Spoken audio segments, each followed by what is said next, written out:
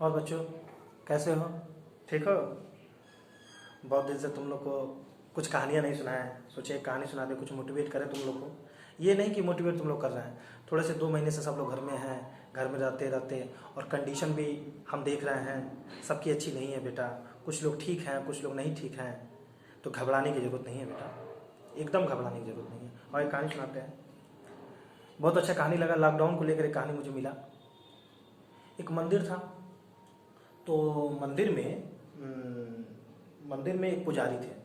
तो मंदिर बहुत अच्छे से, गांव में लोग पूजा वूजा करते थे, और उस गांव में पुजारी को रात में हमेशा स्वप्न में आते थे शंकर भगवान, और शंकर भगवान आते थे स्वप्न में तो डमरू बजाते थे। तो जब भी स्वप्न में डमरू बजाते थे तो उस गांव में बारिश होती थी। इसी तरह होता रहा, धीरे धीरे धीरे मंदिर में पूजा बंद होने लगा, तो शंकर भगवान नाराज हो गए।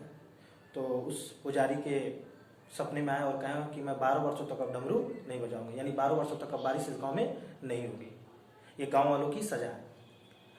गांव वाले भी थोड़े अभिमानी हो गए थे, लेकिन जैसे कुदरत, जैसे लॉकडाउन तुम लोग देख रहे हो ना, लोग कितने स्पीड में हो गए थे, भागा दौड़ी, ये वो, कोई किसी को समझ नहीं रहा था, सुन नहीं रहा था। आज कंडीशन क्या है, पूरे विश्व के लोग जुड़े हुए हैं, पूरा विश्व देख रहा हो ना, एक से एक डॉक्टर, एक से एक साइंटिस्ट, क्या है अभी तक सब लोग घबराए हुए हैं। तो ये प्रकृति है बेटा, ये प्रकृति आती है और चली जाती है, इसके लिए घबराना नहीं चाहिए।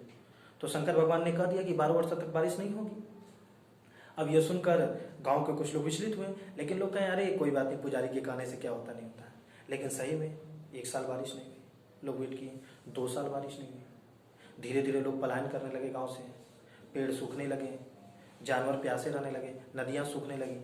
3 साल बीता, पेड़ बंजर हो गए, जंगल बंजर हो गए, जमीन परत फटने लगी। गांव के लोग सब पलायन कर चुके थे, कुछ लोग बचे थे, किसी तरह जी रहे थे। शंकर भगवान ने सोचा चलो देखते हैं अब लोगों का घमंड क्या है, इस गांव में चलकर देखते हैं लोगों की कंडीशन क्या है। शंकर भगवान पुजारी का वेश बदलकर गांव में आए। गांव में घूमने लगे तो एक किसान उनको मिला। देखिए किसान 2 जोड़ी बैल लेकर हल जोत रहा है, तो उसको देखे तो बड़ा अचंभित हुए। वो उसके पास गए, कहें क्या कर रहा हो? तो किसान ने कहा कि बाबा हम तो अपना कर्म कर रहे हैं। तो कह रहे हैं कैसा कर्म? 3 साल से बारिश नहीं हुई, और वो पुजारी ने क्या कहा है कि 12 साल तक शंकर भगवान डमरू नहीं बजाएंगे तो बारिश तो होगी नहीं, तो तुम क्यों जोत रहे हो जब 12 साल तक बारिश नहीं होगी? तो उसने कहा, किसान ने कहा कि हमको मालूम है बारिश कब होगी कब नहीं होगी तो ऊपर वाला जानता है, लेकिन हमको तो अपना कर्म करना है। अगर हम हल चलाना छोड़ दें तो हम हल चलाना भूल जाएंगे, और फिर जब बारिश आएगी तो हम हल कैसे चलाएंगे? इसीलिए मैं अपने कर्म को कर रहा हूँ। जब ये बात सुने शंकर भगवान तो वो भी थोड़ा सा स्तब्ध हुए। उन्होंने कहा कि मैं भी 3 साल से डमरू नहीं बजा रहा हूँ, अगर मैं भी डमरू बजाना भूल गया 12 साल तक, 12 साल बाद मैं डमरू बजाना भूल गया तो फिर कैसे होगा? तो उन्होंने डमरू बजाया और फिर बारिश हुई। समझ में आया? तो कहानी का तात्पर्य ये है कि 20 मार्च के बाद से छुट्टी तुम लोग की चल रही है, और 15 दिन बढ़ रहा है, 10 दिन बढ़ रहा है, 10 दिन बढ़ रहा है, करते करते कितना बढ़ेगा? आज देखो सब नॉर्मल हो गए हैं, सब कुछ खुल रहा है। धीरे धीरे चलो, कोई बात नहीं, मई जाएगा, जून आएगा, एक ना एक दिन तो बारिश होगी, एक ना एक दिन सब चीज़ हट रहा है, फिर से तो पढ़ाई होगी।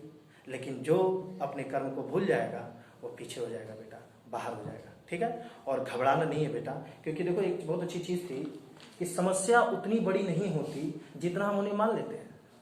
ये बहुत बड़ी समस्या नहीं है, लोग इसको इतना ज़्यादा हल्ला कर रहे हैं, बहुत बड़ी समस्या नहीं है, इस पर भी काबू पाया जा सकता है। तो समस्या कभी उतनी बड़ी नहीं होती कि जितना हम उन्हें मान लेते हैं। क्यों? कभी सुने हो अंधेरे ने सवेरा नहीं होने दिया? कभी सुने हो सर?